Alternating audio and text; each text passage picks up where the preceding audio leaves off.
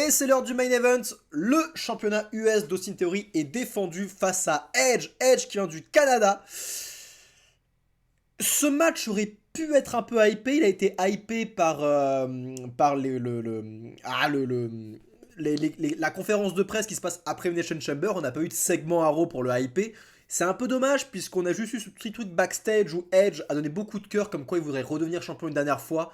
Ça fait longtemps qu'il n'a pas été champion et il aimerait l'être une dernière fois parce que sa carrière arrive à son terme. Il le sait et il le sent et il le dit.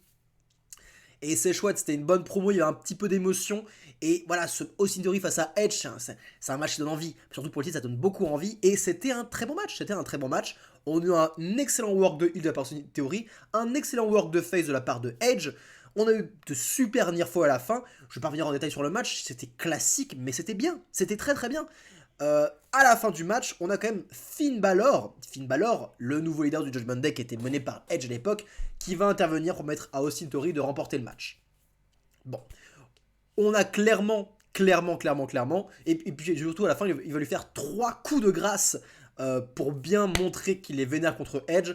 On a un programme Edge face à Finn Balor à WrestleMania. C'est chouette, c'est un bon petit match de remplissage, une bonne petite rivalité. C'est cool, on a envie de voir ça, c'est plutôt chouette, ça va être un bon match, sûrement. Et l'autre match, et c'est là où je vais en parler, c'est ce qui se dessine clairement, c'est un Austin Theory face à un John Cena à WrestleMania. C'est ce qui se dessine. On a eu Austin Theory backstage qui a mentionné le fait que John Cena allait revenir dans 2 semaines, alors qu'il veut qu'on parle de lui et non pas de Cena. C'est le présent, Cena c'est le passé, etc. On le voit affronter Edge qui est lui aussi le passé. On a une histoire qui se dessine qui est assez intéressante. Et encore une fois, je le redis, j'ai envie que Austin Theory soit crédibilisé en tant que bon heel, en tant que champion. Là, bon, il s'est battu contre Edge quand même. Edge, c'est un gros nom qui a affronté Roman Reigns comme à l'époque, qui était passé à pas grand chose. Donc, oui, il a eu besoin d'une intervention de la part de Finn Balor pour construire un programme. Ça continue à builder son personnage de heel. Même si, contrairement à un MJF du côté de la EW, c'est un heel qui ne calcule pas ses coups, mais qui a souvent de la chance. Là, Austin Theory n'a pas appelé Finn Balor pour l'aider. C'est un coup de chance. C'est un coup de chance. Et ce serait chouette qu'Austin Theory s'inspire un peu, enfin que la WWE s'inspire du travail de MJF à la EW pour Austin Theory parce que il a quand même énormément de chance ce catcheur, on va pas se mentir. Il a beaucoup de chance à chaque fois. Il a très peu d'amis en fait. Et je pense qu'une des alliés ferait du bien à Austin Theory. Je pense que des alliés feraient beaucoup de bien à Austin Theory qui a besoin de crédibilité, qui a un personnage de lâche, qui a de la chance. Et soit,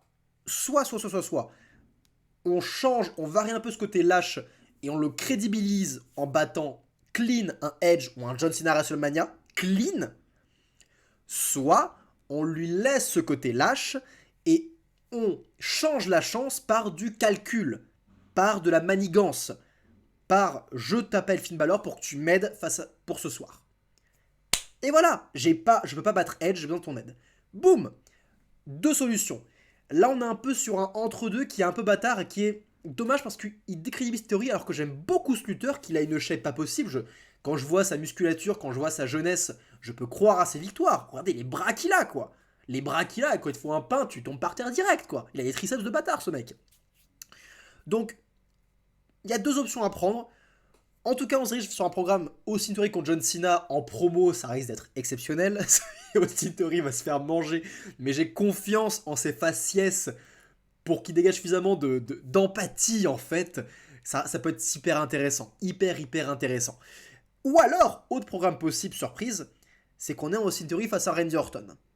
Randy Orton devrait faire son retour dans pas longtemps, j'imagine, ça fait quand même longtemps qu'il est plus sur les rings, on a tous envie de le revoir.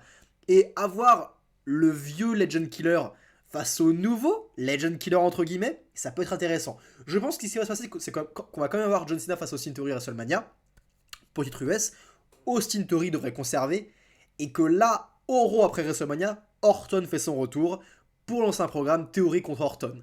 Et donner un peu ce Legend Killer à Austin Theory. Il a battu Edge, il a battu John Cena, il va battre Randy Orton et il va continuer comme dans cette voie-là. Ça peut être hyper intéressant. Ça peut être super intéressant. Et encore une fois, je l'avais mentionné, mais je vois un petit peu d'Orton en Austin Theory. Je le sens. Il y a quelque chose qui me fait penser à lui quand il était jeune.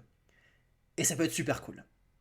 Bref, c'était un bon main event. Ce Raw n'était pas sensationnel, il était même assez lambda. Je me suis même plutôt ennuyé par moments.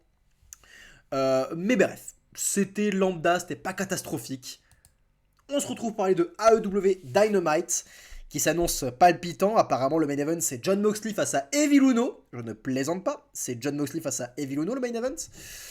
Il y aura en plus du Orange Cassidy pour le championnat outre-Atlantique. On a tous hâte de voir ça.